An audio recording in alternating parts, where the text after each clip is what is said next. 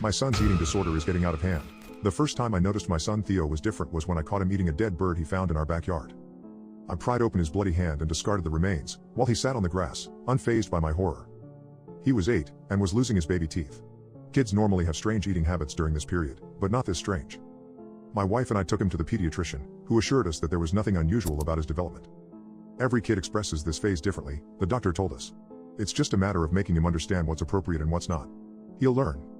Well, he didn't, despite our constant reminders of what was food and what wasn't. One day, my wife couldn't find him in his room and panicked, searching every corner of the house. She found him in the basement, eating what looked like a dead mouse, his expression blank and innocent. She noticed he was chewing carefully, as if adjusting to the gap left by his missing teeth. A week later it was another bird, this time larger. My wife, ever the optimist, accepted the pediatrician's reasoning and took extra precautions to keep him away from animals. And it worked for a few weeks, but then we got an urgent call from his school asking us to come immediately. When we arrived, they informed us Theo had bitten a classmate's shoulder so hard that he had nearly torn off a strip of flesh. To make matters worse, as the injured child was rushed to the infirmary, Theo remained motionless in his chair, indifferent, licking the blood from his hands. He got suspended until the school knew what to do. This incident left no doubt in my mind, something was truly wrong with him. My wife, now in tears, and I took him straight from school to a series of medical evaluations, from psychiatrists to neurologists. We needed to find out why he was doing those things. I even called the adoption agency that had placed him with us to check if his file had any listed conditions, but strangely, the number kept returning as non-existent. We stayed at the hospital until late at night, with many of the test results expected the following day. Back home, we didn't even know what to say to Theo. Should he be grounded? Lectured? Medicated? We had no idea. In his room, he went to play with his toy cars, appearing every bit the perfect little angel, unaware of any harm caused. His mother made him dinner and put him to bed, and even though he barely ate, his actions seemed just like the sweet and well-mannered boy he had always been.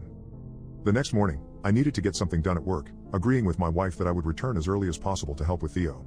But as I was driving, I got a call from one of the doctors who had examined him the day before. "Sorry to call you this abruptly. Can you talk now?" he asked, his voice concerned. I pulled over and said that I could. "I just sent you an email with the x-ray we took of Theo's face yesterday, and we found something very peculiar," he said. On speakerphone, I opened the file on my phone and scrolled through a few images, not quite understanding what I was seeing. "Look at the second image," he instructed, revealing an x-ray of my son's teeth. He explained most of them were embedded deep in his gums, unseen from the outside, normal for a child losing baby teeth, except they were far longer than they should be.